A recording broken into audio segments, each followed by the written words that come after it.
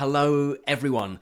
I am thrilled to have Charlie from the British English podcast here with me today. Hello, Charlie. Hello, Alistair. Thank you very much for having me. Yeah, lovely to be here. How are you doing? I am doing fantastically. That's what I always say, and I will continue to say. So, yes, I'm doing very well. Thank you. Now, Charlie, we are going to talk about British English today, I believe, and specifically, we are going to talk about the psychology of sounding British. Yes, the psychology of sounding British. Do you have much experience with this notion, psychology of Britishness? I have experience with the nation of Britain in that I am from, that's where I am from, and I've lived most of my life, although I don't currently live in Great Britain. The notion, I guess I've thought about it more in the past 8 years or so since I've not lived in the UK, and I've thought about it a lot more since we agreed to talk about it. But it's not something that I spend most of my waking hours thinking about, although it is fascinating. So I'm really excited to talk about it with you today. Now, before we get into that topic, can you just tell people watching this a little bit more about yourself and about the British English podcast? Yeah, of course. Yeah. So about myself, I studied psychology at university, so I've always been interested in this area. My mother was a therapist and brought me up to believe in talking therapy, talking your problems out. And then after that, I did some training in coaching and things like that. And then I wanted to travel the world, so I started teaching English, and I moved to Chile, Santiago. And then from then on, I started doing online content for language learners. And 5 years into that, I started to notice the cultural differences that we all have and how unique British culture is in quite a quirky, unusual way that a lot of non-natives get confused about. So I thought, yeah, why not talk about that? So I've been doing that for about 5 or 6 years now on the British English podcast. Yeah. Very good. And what sort of stuff do you cover? I think I started with the pub in general. I occasionally go back to that because we've got a lot of them, and there are quite a lot of nuances around the British pub in general. Humour is a huge one that comes up regularly. The lack of cuisine, that came up a couple of times, which is interesting, but I won't go into that. But there's a reason why we don't have such a label for having such good food. So humour.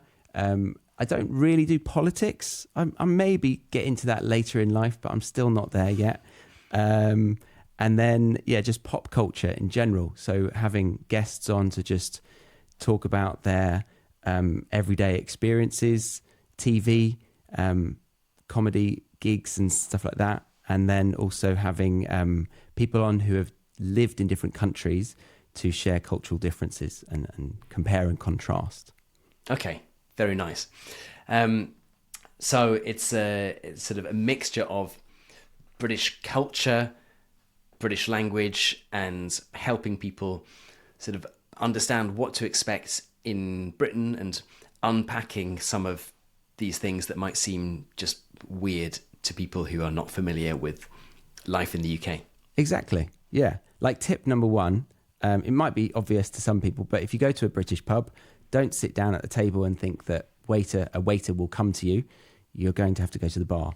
And I think a lot of Europeans get, sit down at the table and think this is terrible service for 40, 50 minutes. You can go to the bar and get terrible service. Yeah. Exactly. Yeah, very good. So one of the things that I thought would be interesting just to clarify before we talk more specifics is something that I know lots of people get wrong or just confuses people, because it is confusing. And that is, what is Great Britain? What is the United Kingdom? what is England, what is Scotland, what is Wales, what is Ireland, Northern Ireland. How does this all fit together, and where does kind of British English come into it? Yeah, it is a confusing topic. I'm not going to say that I'm the expert, because I started this after meeting a friend who is doing the Australian English podcast, or Aussie English, and another colleague was doing the American English podcast. So I was like, well, okay, let's call it the British English podcast, because it is around the English in the British Isles. But yes, so I understand it as we have England, Wales and Scotland that make up Great Britain. And then we have the United Kingdom of Great Britain and Ireland. That's the full name of it, actually. And I think, so that is just Northern Ireland attached to those three countries. Ireland under Northern Ireland, the Republic of Ireland, right? Republic of Ireland? Yeah. That is a separate country, and it is not included in the UK.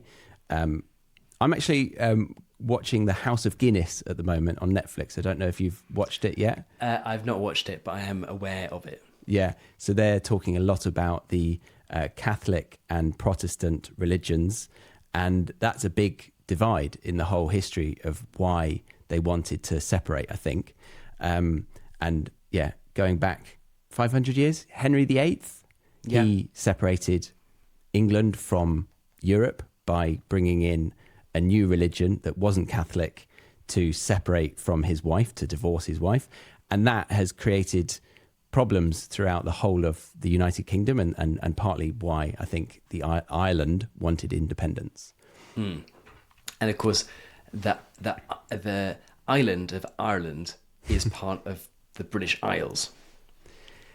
Okay, is it? I thought Yeah. the British... Okay, I thought it was... British Isles was the main island and then the smaller islands around it. Does it include the main island of Ireland? I'm 99% sure. Okay. But okay. Well, this is the thing. I'm not the expert. I just have a look. felt like the British English podcast represents the general languages around there. It does include the island of Ireland as well. That's British even Isles. more confusing then. So we've got Great Britain, the British Isles, and the United Kingdom. Yes. Yeah. Wow. Very confusing. I think even somebody like Stephen Fry got stopped in the American passport control bit, and they didn't understand what Great Britain was, the American citizen or the passport control. They were like, what is that? I don't understand that. It's not a real country. But yeah. They were expecting to see England on there. I guess so. Yeah. And it is confusing because we are countries within is it a sovereign state of a country, the United Kingdom? I think. Yeah. So it's countries within a country. Yeah, it's all understandably confusing, and frustrating for, I'm sure, lots of people who are from countries that are not England to be mislabeled as, oh, you're English, and actually, that person is Scottish or Welsh or Irish. Yes, that's a big mistake to say you're English. Yeah, you could say British, but really the best tip I would say, I don't know if you agree, is to just say, where are you from? And then understand that they're from Scotland, because English people, well, the English colonised, and the Scottish, Welsh and Irish are very proud of being independent from that and don't want to be associated necessarily with that. Some people are, but generally speaking, I think that's the rule, right? Yeah, I think that's a very fair way of putting it. Yeah. Okay. And how do you deal with this much in the British English podcast, and how does it work in terms of talking about things that might be uniquely Scottish or things that might be culturally applicable to the entire British Isles? Yeah. I would say that I generalize a little bit too often. I do get guests on from all parts of the British Isles.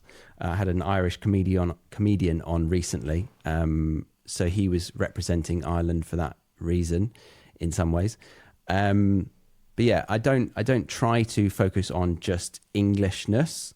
I'm trying to make the listener aware of the different dialects within the United Kingdom, or I guess, the British Isles. Yeah. Okay.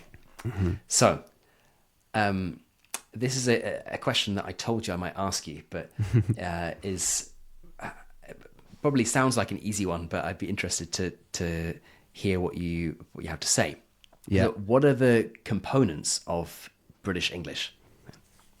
The components. I don't want to just list the components of a language, but aside from those obvious parts, I would say humour is a big component, and we're talking about psychology today. So I would say that the politeness and the way in which we use self-deprecation, those, to name a few more probably, but those are some important points about using British English. Yeah. I mean, we could talk about the spelling and the grammar and the pronunciation, but the pronunciation is so varied that it's almost pointless. Yeah. Self-deprecation is a really good one. Can you just explain what that means for people who might not be aware of that, and perhaps give some examples? Yeah. So self-deprecation is to essentially show that you don't take yourself seriously, and you show a lack of authority within your statement, and taking the piss out of yourself. I think it was a Japanese student recently. She said that we have this, and she used an example of a chef, how if they are like Michelin star, they will still say, no, I'm not good. I'm not a good chef. Something like that. Obviously they are, but that's like a base form of what self-deprecation is. But what we like to do, I'd say, is to try and make it a funny statement. So, I'm not sure if I can pluck one out of thin air for you, but we try to lower our status at the gain of humour for the other person. Okay, so it might be like a chef saying, "Oh no, I cook a few eggs," or something like that. Exactly. Yeah. That's good. Yeah. Okay. Interesting. And how, in your experience with people learning English and coming to the UK or interacting with British people, whether that's working remotely for British companies or studying in the UK, whatever it might be, what are some of the things that you find them saying are most surprising about British English generally? Yeah, about British culture and the way that people use English in the UK, the way that people speak. Well, they're expecting to hear our kind of accent. I would say we have a similar-ish accent, right? So I would class mine as like neutral Southern English, British English, yeah? Or I don't know if you agree that modern RP is somewhat similar to that. Yeah. So I think that is a really, really small percentage of how many people use that accent. So they think that they're going to hear that, but really it's very far and few between. I think I saw something about 2% is actually proper received pronunciation now. Okay. Which is ridiculous, isn't it? Considering how much we broadcast that accent out to the globe. So they expect that, but they don't get that. And then it's all very fast and hard to understand. But beyond pronunciation, one student was mentioning how disappointed she was in the food. Again, she's Taiwanese. I don't know if it's the same, but going back to the Japanese kind of cuisine, I've heard that it's rare to get a bad restaurant in Japan. Something about the culture, they don't allow that to happen, but we have plenty of terrible restaurants. We have amazing restaurants, especially in the hotspots, like in big cities. We are pulling from a lot of other cultures for the cuisine, but we have really good standards, but we also have terrible cuisine as well, terrible restaurants as well. So that was a bit of a shock to her. But I think what I notice so I have an academy behind my podcast, and I meet weekly with students, and we go over sort of writing assignments of them doing dialogues. And within those, I can see cultural differences in the way that they try to use some of the vocabulary that we're targeting. And it's not to do with the actual phrases or the grammar, it's the way that our brains are wired, which is quite interesting for me. Like, don't know why I keep mentioning Japan and that culture, but this was another thing. I read somebody saying, how are you? Oh no, you look really bad. Or like, you have really bad bags under your eyes. And culturally, I don't know if you can agree, but we would just really feel really uncomfortable saying something negative about something, saying something negative about somebody, right? Yeah, certainly. Yeah.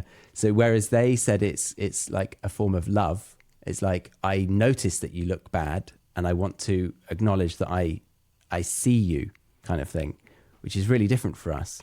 Like, we would compliment them. We say, oh, lovely top, lovely dress, or something like that. Yeah.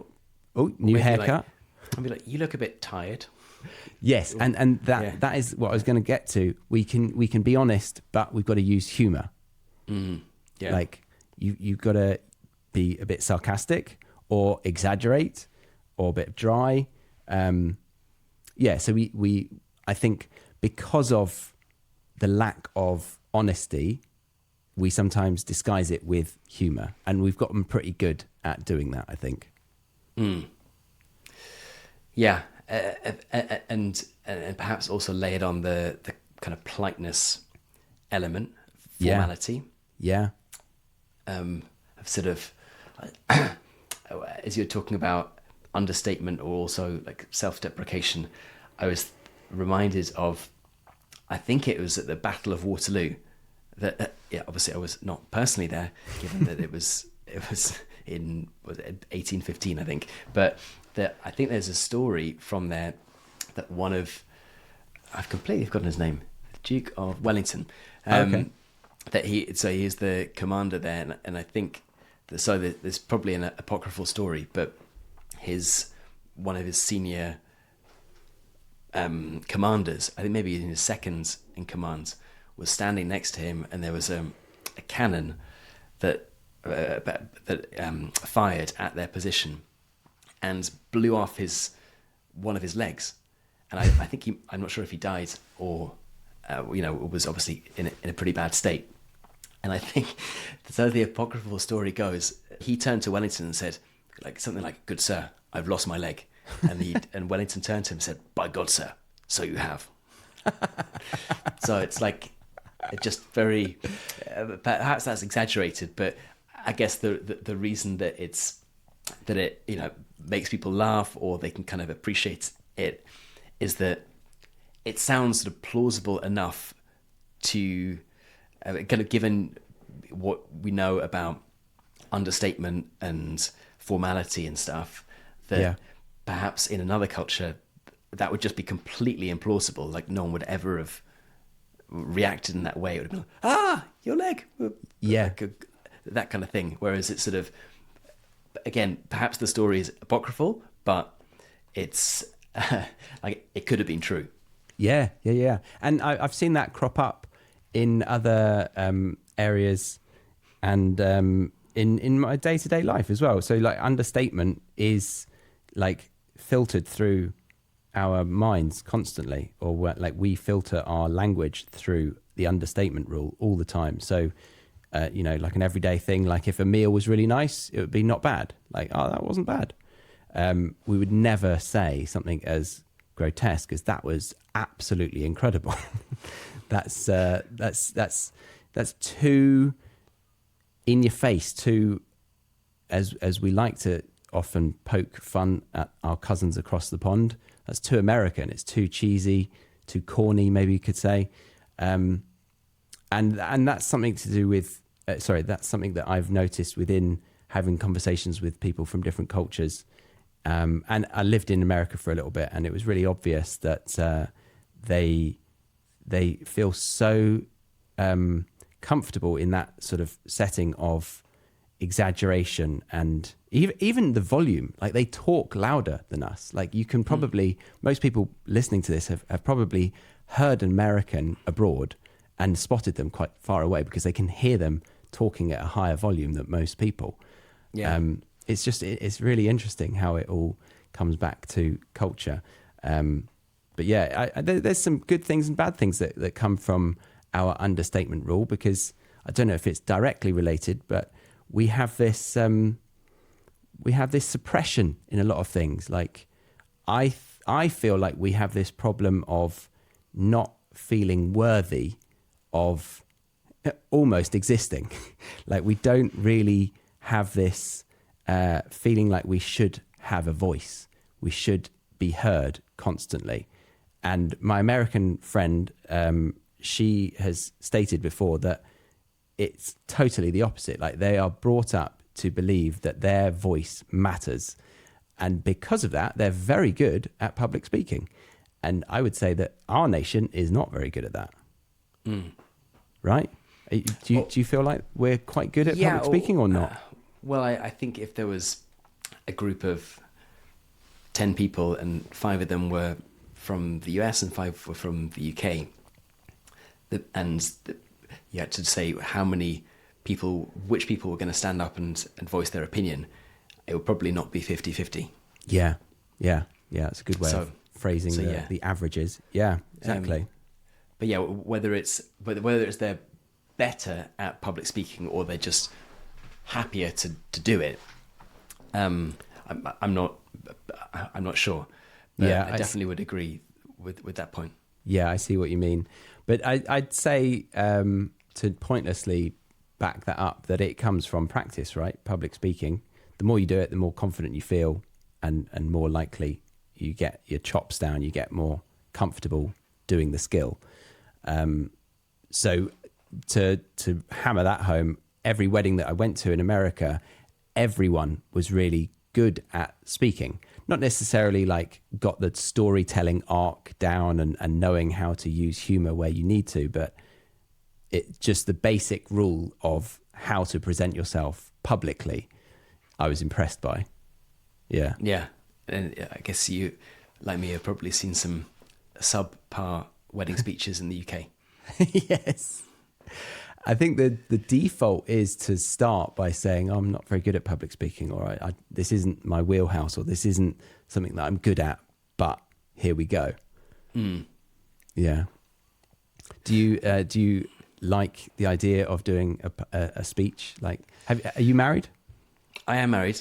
Did you enjoy doing the groom's speech, if you did do one? I did do the groom's speech. My wife is Italian, so I did the speech half in English, half in Italian. Oh, wow. Respect. That's which amazing. Was a bit more complicated in some respects, but perhaps easier in other respects, because people think, well, he's doing something a little bit unusual, therefore maybe you don't have to, you're not going to judge the quality of the content so much. Yeah. I don't know how... I have given a few best man speeches. Okay. Which I do quite enjoy as well. Right. Yeah.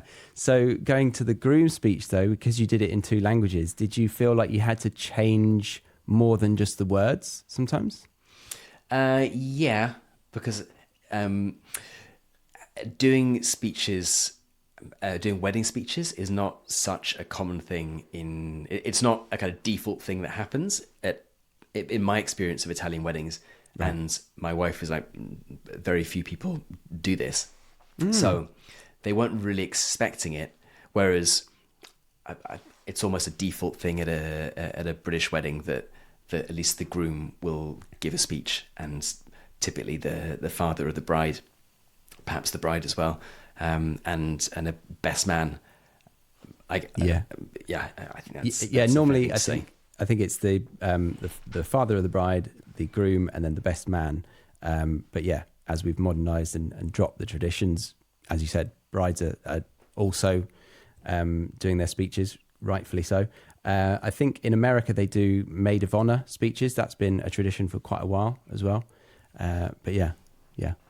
So in Italy they don't really do that. My experience is that they do not really do that, and I've been to many Italian weddings, and I think mine was the only one at which someone gave a speech.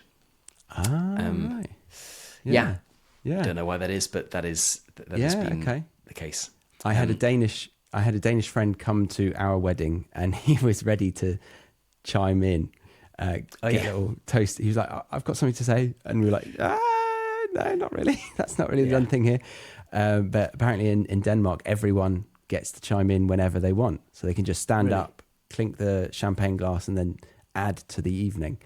And I asked some people whether they like that or not, and they said it's good, but it's also quite annoying because you can sometimes have like 25 people do a speech. Yeah, but presumably they're not sort of going on like 20-minute. No. They're just giving a single anecdote or something. Hopefully, yeah. Yeah. Okay. Very good. Yeah. No. I in terms of, did I adjust it slightly for the Italian audience? A little bit, maybe. Because I think they also were. There's a sort of a tradition in wedding speeches in the UK of kind of making fun of certain aspects, perhaps certain relations, kind of talking about, how lovely your partner is and all that kind of stuff, but also of joking in many of the ways that you've talked about already in terms of British humour. And I don't. Firstly, Italians don't really do speeches to the same degree, and secondly, I wasn't sure whether they would sort of understand that. So, the Italian side of the speech was not particularly funny. Okay. But I mean, that was almost 8 years ago, and I'm still here. So, do you feel like? Oh, are you in Italy right now? No. I mean, I'm still married. I'm not in Italy right now. Yeah, good. Glad. Do you feel like your Italian is of a level where you feel like you can be funny? Like it's fairly effortless? Yeah. Yeah, I think so. Okay. But I think it is, like I hate to think what Italian people watching this might say, but I think that Italian humour is simpler than British humour in that it isn't as subtle. It is more, not more necessarily more slapstick, but it's less about self-deprecation. Mm-hmm. It's not like kind of subtle ironies. If you think of a show like, let's say, The Office, like the UK Office, the original one, or even something like, I don't know, Peep Show or The In-Betweeners or something like that. Yeah, some of the jokes shows, are kind of obvious, and you're like, that man's doing a silly dance. That's funny. But that became a gift, didn't it? Like, or a meme that is the worst kind of Office fan, the person that likes the dance. Yeah. I mean, like, so on one level, you can see these often physical demonstrations of humor and think that is funny because a boss shouldn't be behaving like that. Or, there's many examples of the In-Betweeners and Peep Show and stuff as well. But that's just, the very outer layer of the humor in a show like that.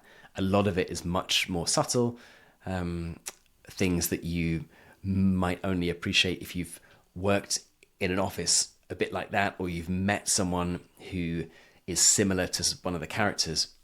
And I'm not saying that kind of humor doesn't exist in Italy, because I think it does, but it is less prominent. Less prominent, yeah. Okay. Yeah, I can't speak to that, but it kind of makes sense. I've got quite a few Italian students in my academy, and they all love British humour, and they love exactly what you've just mentioned, the subtleties. It's the non-obvious kind of humour that they giggle at. So yeah, maybe that is true. I think it's. I would also say it's a little similar to British versus American English in terms of the humour, where I think that the humour in lots of American shows is more obvious. Mm-hmm. Maybe that's why many English learners kind of find it more accessible, because similar to what we were saying with The Office, someone kind of dancing around or someone who gets a custard pie in their face, you can be 5 years old and find that funny. You don't have to understand anything more than like that is an unusual thing to have happened. Yeah. And I think that is more common in American comedy than it is in British comedy. Yeah. Yeah, that's a good reference. The Office in the UK and The Office in America, or the US. The Office in America is more focused on the relationships and the storytelling about how they develop. They obviously had more seasons than us, so they could delve into that more. But I think they had to rewrite it culturally because of what you've just said. They didn't have the same sort of taste or like appreciation for what the British Office delivered, which was all those little subtle looks at the camera. Jim in an American Office does do that, but it's just David Brent sort of even his mouth movements are what make us just obsessed with that. So yeah, I think you hit the nail on the head with the subtlety. Do you any reasons why you feel like we've got this appreciation for that? Maybe a lack of good food, so we just focused on that a bit more. I really don't know. I don't know why it would be. I could probably create a whole load of probably slightly obnoxious theories about it being, having a longer literary or cultural history and and things having longer time to develop. I don't know. Yeah. So I suspect it might be, again, it could be an obnoxious theory, but I think it's something that might come from our class-based system, and Italy, long history there. But I think maybe we've had a more suppressed rise through history, and with that, there's some subtlety in getting through the pain using humour. Like the Irish, I would say the Irish are more funny than the English. Would you say that? Yeah? Yeah, I think most people, I think that's a fair comment. And that Irish comedian, he said that it might be something to do with the suffering we went through the famine. To get through those pains, the only way to get through it is to laugh and to find the funny side in it. So maybe there's something in that. And what I mean by the class-based system is we've always felt this inability to rise, like the American dream of being able to make whatever you want of yourself. We've not had that, and so we look up to that next class as not us, and we're unable to achieve that. And so we would start to use humour to accept that and laugh at one another's different groupings, maybe. I don't know. And poke fun at normally, people in positions of kind of lower class positions, poking fun at people who are in positions of more authority. So a classic thing of like in Blackadder, for example, where you have Blackadder who's this kind of scheming but clever sort of like middle manager type thing. In almost every historical period that he's in, he's not at the top, he's not at the bottom, he's not Baldric, and he sort of looks down on Baldric for being stupid, which clearly Baldric is, but also just for kind of general incompetence. But he's also looking down on his idiot superiors, whether that's generals or idiot kings and stuff, and he's kind of poking fun at both of them through his intelligence. Yeah. So I think it's a good example of how the kind of class-based system comes out in humour. Yeah, it divides us, but we allow it to be used within humour. Yeah, that's a nice example. Blackadder, another good show for the listeners if you haven't. Yeah. Yeah, if you haven't watched Blackadder, it has the same actors in Mr. Bean. Yes. Which people might not have realized. Oh, you realize it once you watch the show. But if you're thinking it's just some completely niche, random thing, then it is a pretty famous British comedy. Absolutely, yeah. Rowan Atkinson, the name of that of Mr. Bean, and yes, he can talk. Actually, he has lots of words to say, and he is very funny. Not just from the point of view of his funny facial expressions and putting a goldfish in his pocket or something like that. Well, I can't remember. Yeah, in his mouth, I think. I think he put it in his mouth. Yeah, I think you're right. I was about to say that. I was like, did he? That can't be true. But yeah, I think you are right. Yeah. Okay. Going around like that. Yeah. Nice. So you mentioned you've lived in Chile. You've lived in the US for a little bit. Where else have your travels taken you, and how did that change how you thought about being British? Yeah, that's a nice and British language.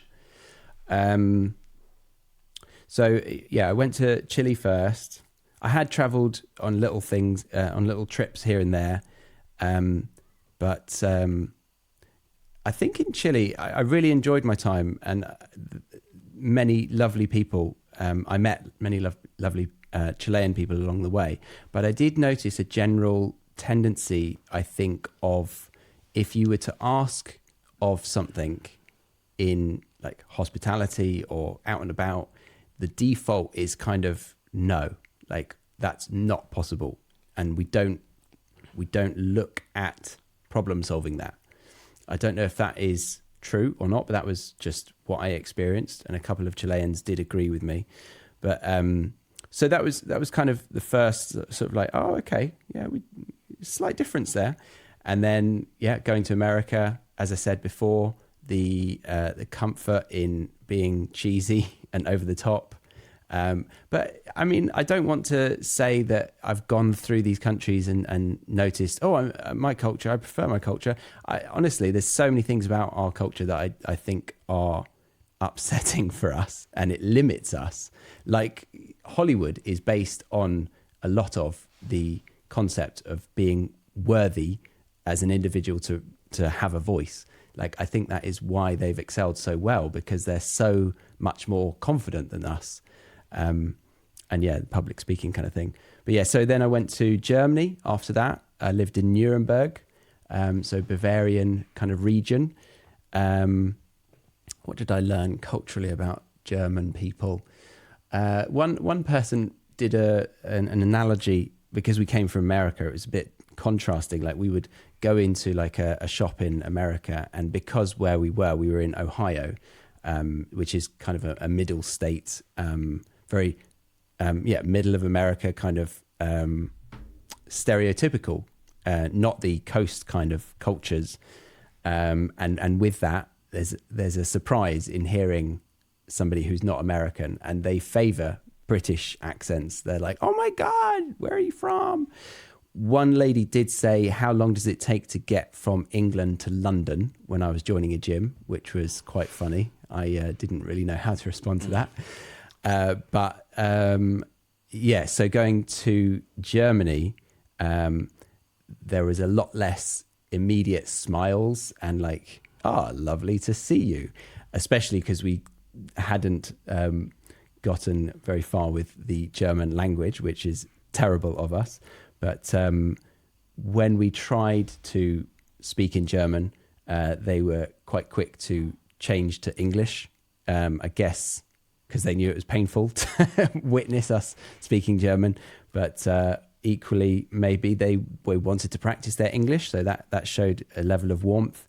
But yes, somebody used an analogy of a peach versus a coconut, Can you guess which is which in terms of Americans and Germans?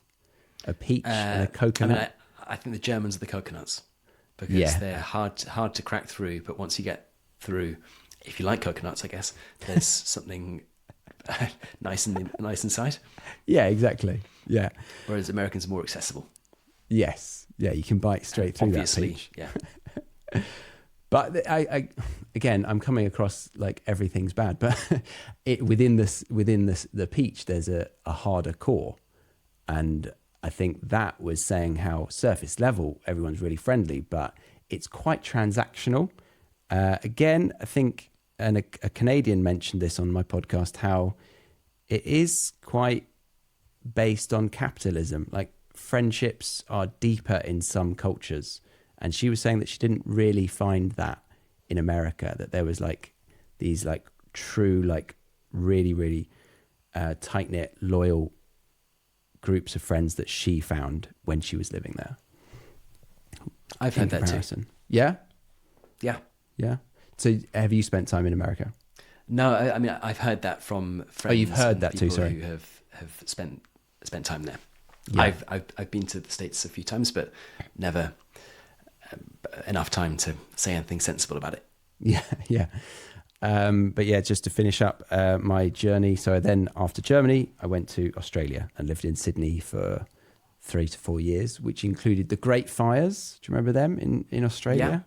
Yeah, I and do. then straight off the back of that was the pandemic. So yeah, we had a good stint in Australia, but yeah, really enjoyed the quality of life in Australia. And you are partly Australian. Yeah, have an Yes, Australian passport. my dad was born in Australia, but he came over when he was 3 years old, and he speaks posher than me. So, okay. So given your experience in the US and Australia, which of those, I know you, much like you can't lump everywhere in the UK into just British culture, clearly you can't do that in the US or Australia either. But given your experience, which one felt like an easier transition? Were you asking between America and Australia? Yeah, exactly. Yeah. So I think Australians would be fairly comfortable with me saying that they are a British and American baby. I think that's their culture. Like they're a mix of the two. So they were easier for us to transition to, definitely.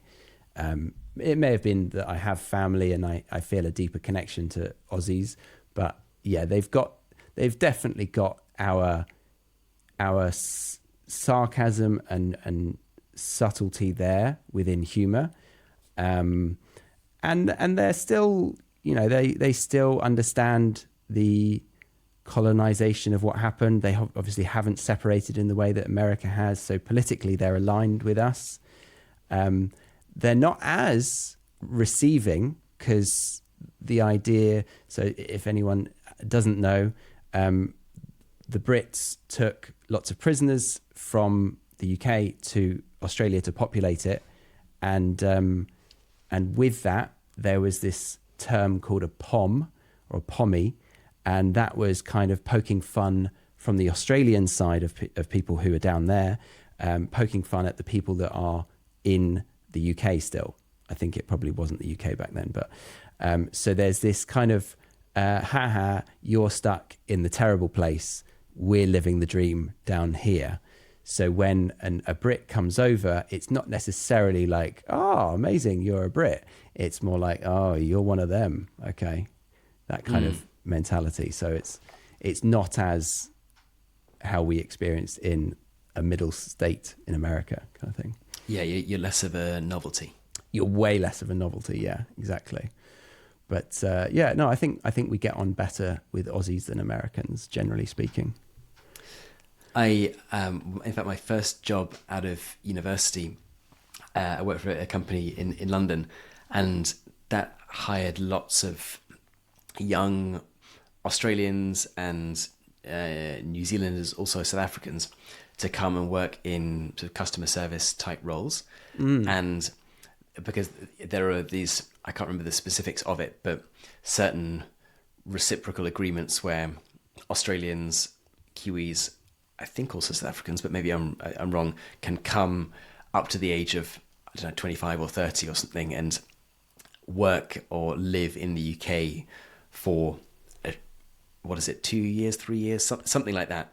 Yeah, the one from the UK to Australia is up to 30. Actually, since the pandemic, I think it's now 35. But you can do a year, and then if you do your work in a farm, you get another year attached to that.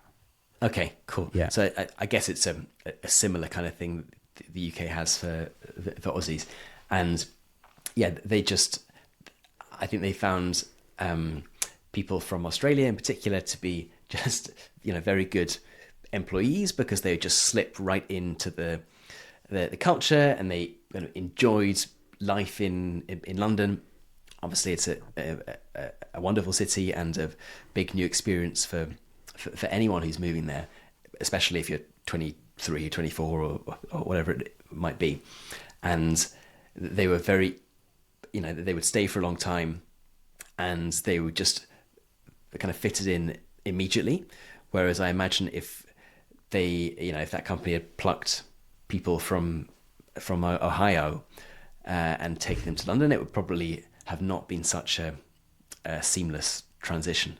Yeah, I agree. Yeah, that's a really interesting position to be in, to observe the cultures settling in or acclimatizing. Yeah, I can imagine that being the case. Earlier, I think I said subtleties. They enjoy the subtleties, but also I'd say, to be completely contrary to that, they're quite happy with more vulgar, like on your nose. No, not on your nose. What's the phrase? In your face. In your face, yeah. Yeah. I think there's something to do with nose as a phrase, but yeah. In your face kind of vocabulary and again, culture. Because on the radio, when I landed there, immediately the radio broadcaster had brought in a celebrity, and then they went straight to asking about whether they had had sex with their acting colleague on the set. They were like, "Did you root them?" Which means, really? Did you have sex with them? And I can see in your face, I was blown away by that. Like the ability the nerve to say something so vulgar and direct was astounding for me. Yeah, that's not something you'd find on, Radio 4, BBC Radio 4. No. And I think I also noticed, again, the vulgarity when I went and looked at some apartments. The estate agent used the C word within meeting him. He's a professional and he's trying to sell me a flat, and he used the C word.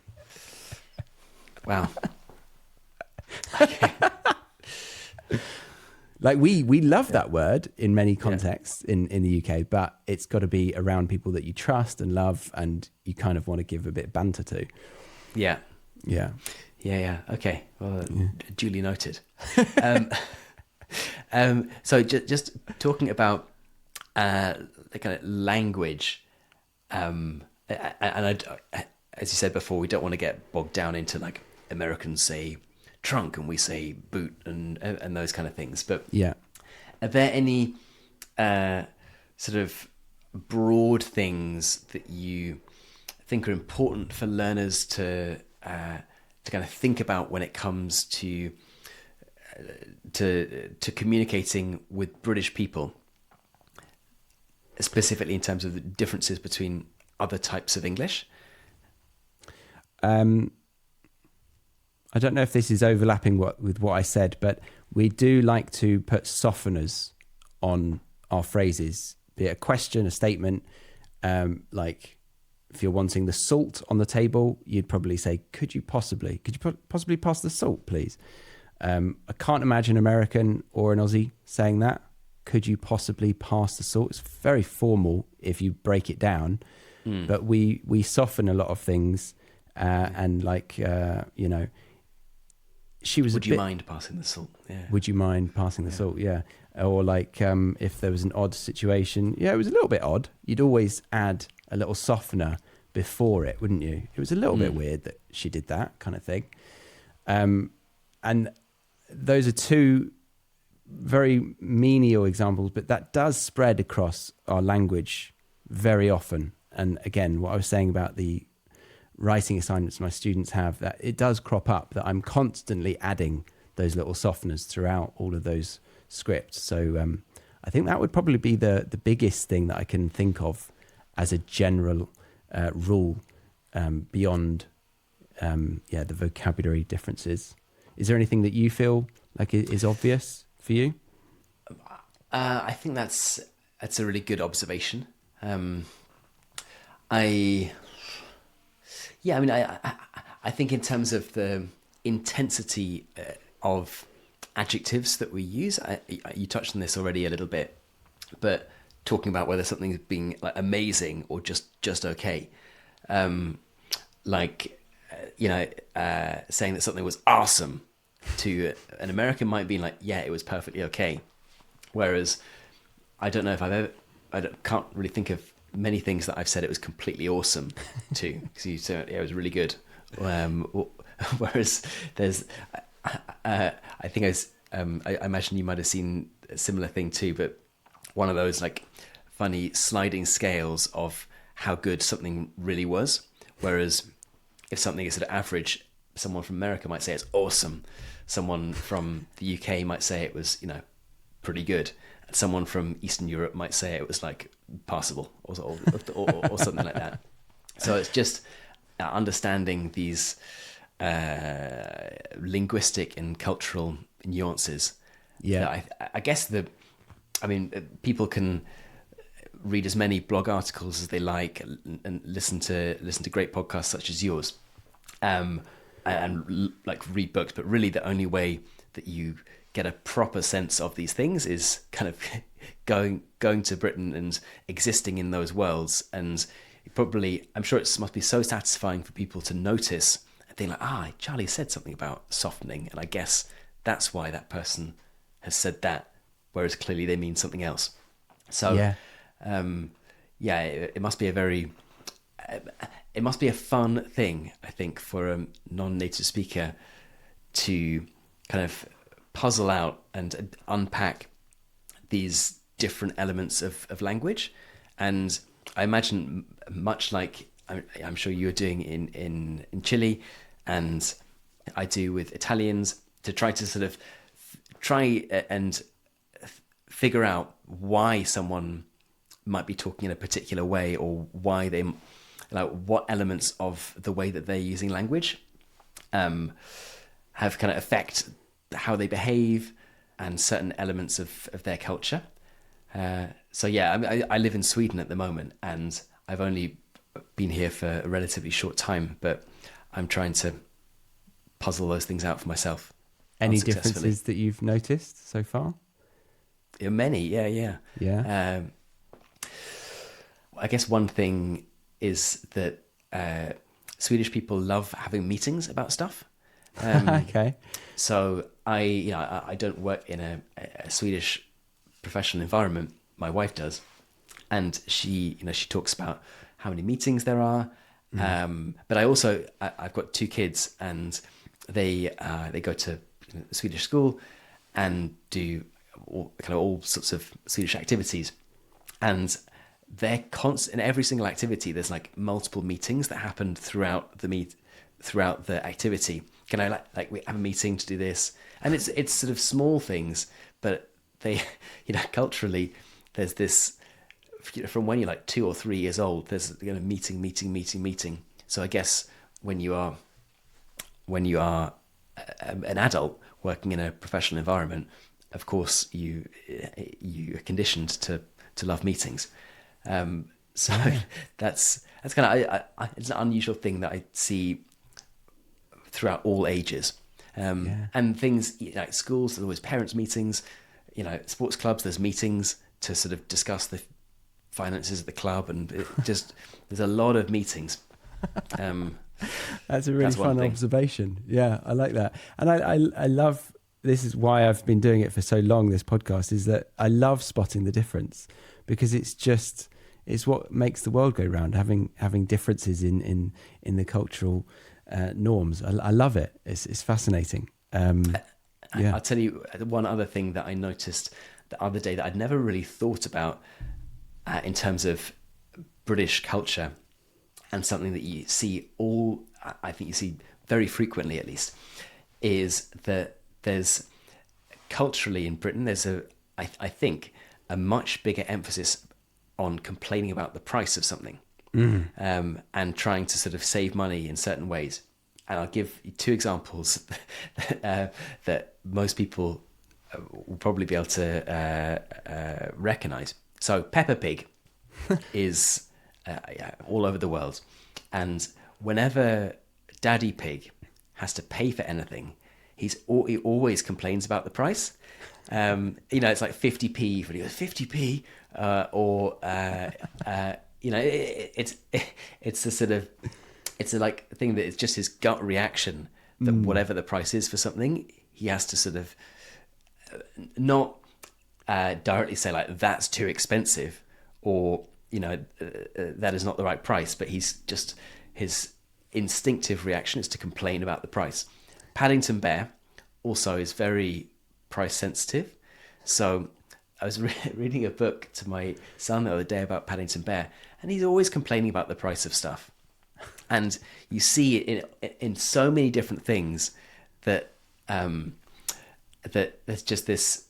I guess it's partly like a joke for the adults, or it sort of makes sense. Whereas I don't know whether it would make the same amount of sense in other cultures. Yeah, they would just be like, why is he banging on about the price all the time? It's just such a waste of time. It's not like he's going to change the price. Yeah.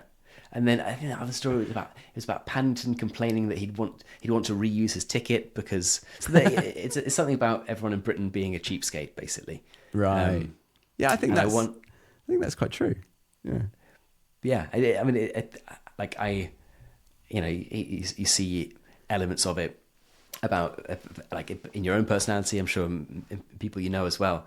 So it's sort of funny because before I never really thought about that. I never thought that would be I never really kind of, not that I was watching Peppa Pig much when I was younger, but when I was a young adult, but I don't think I'd have picked up on those things in the same way had I not, lived outside the UK for a decent stint of time. Yeah. It's a nice metaphor that a British culture author said on my show, actually, and he said it's the fish that can't see the water. If you haven't been outside of your culture, it's very hard to spot the differences, really. Yeah, because you just assume it as the norm. Everyone's like that, but yeah, we're all very different. We certainly are indeed. I know we've touched on lots of different things. A lot of, I guess, indirect psychology of British English. But are there any other sort of closing thoughts that you think non-native English speakers should be aware of when it comes to Britishness, psychology, or anything that we haven't talked about that you would like to? I'm not sure if I need to add to that, but I mean, it's hard to know whether this is advice for a non-native, because it's always I'm often comparing to other English-speaking cultures.